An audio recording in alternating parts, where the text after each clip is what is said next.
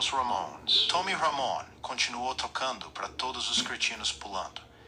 E ele fez muito mais também, mas a menos que você fizesse parte do círculo íntimo dos Ramones, provavelmente não sabia disso. Inicialmente, Joey era o baterista e Tommy Erdely, seu sobrenome verdadeiro, seria o empresário. Isso mudou quando Joey se aproximou do pedestal do microfone, o melhor cantor do grupo, e Tommy, que nunca tinha tocado bateria antes, assumiu o seu lugar. Começamos a fazer testes com bateristas, mas eles simplesmente não conseguiam entender o conceito da banda, a velocidade e a simplicidade, disse Tommy em uma entrevista de 2011 ao site Noise Creep. Então, eu sentava e mostrava o que estávamos procurando. E eles finalmente diziam, por que vocês não fazem isso? Então, eu tentei. E foi aí que o som da banda meio que se solidificou. Ele foi baterista dos Ramones de 1974 a 1978, o auge, como a maioria de nós concordaria, e Chris Morris, da Variety. Resumiu dessa forma,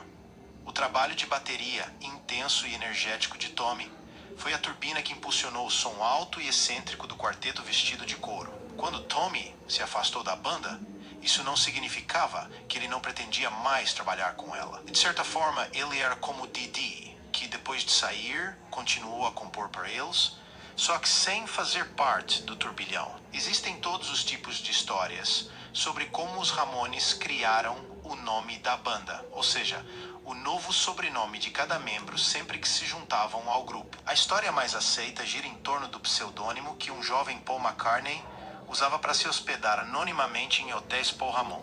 Voltando aos Ramones, e aquela vez que a Rolling Stone revelou a história de que eles não eram todos irmãos chamados Ramone, mas um cantor chamado Jeffrey Hyman, um guitarrista chamado John Cummings, um baixista chamado Doug Colvin e um baterista cujo nome original era Tom Erdely. Eu estava nos bastidores antes do show em um teatro de Boston, o Orpheum, um pouco acima do seu grande clube habitual. Eu estava curtindo com Johnny e Dee.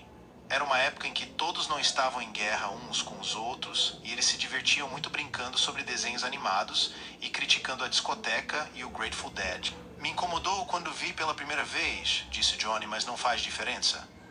A única razão pela qual fizemos isso no começo foi, na verdade, não queríamos forçar a cabeça de ninguém para que se lembrassem dos nossos sobrenomes. Imaginamos que eles teriam bastante dificuldade para aprender nossos primeiros nomes. Dee interrompeu. A única razão pela qual fizemos isso foi por causa do T. Erdely.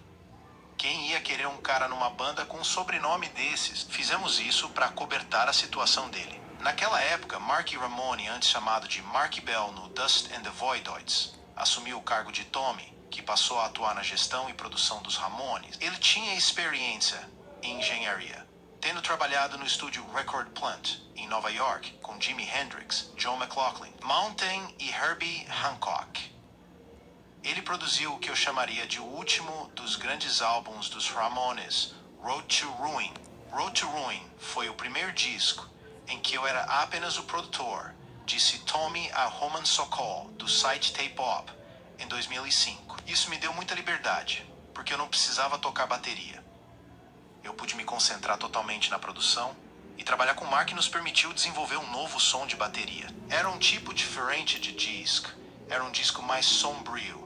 Estávamos buscando um som mais mainstream. Estávamos experimentando adicionar mais guitarras, Ed Station, e eu fizemos alguns overdubs de guitarra. Em uma música, fizemos um solo de guitarra ao contrário. Os 4 primeiros álbuns dos Ramones com Teos, agora o -2 -3 -4, são tão bons quanto quaisquer 4 primeiros produzidos por qualquer outra banda de rock. Pode me desafiar.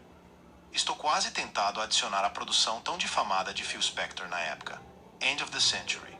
Mas muitos puristas dos Ramones estariam nos portões virtuais do Rock and Roll Globe, sacudindo seus forcados. Tommy, que completaria 75 anos em 29 de janeiro, nasceu em Budapeste, filho de pais judeus, fotógrafos que conseguiram escapar do Holocausto de Hitler e emigrar para os Estados Unidos. Ele cresceu, como os outros Ramones, em Forest Hills, Queens, e tocou violão no ensino médio. Muito tempo depois dos Ramones, Tommy coliderou uma dupla de bluegrass chamada Uncle Monk com Claudia Tienan, guitarrista, baixista e vocalista de uma banda alternativa, os Simplistics. Conversei com Tommy em 2007, antes de um show no Club Passing, em Cambridge, Massachusetts. Se você gostou, dê um like, compartilhe e continue acompanhando os nossos vídeos. Esse é o canal Histórias do Punk Rock. Até uma próxima, galera.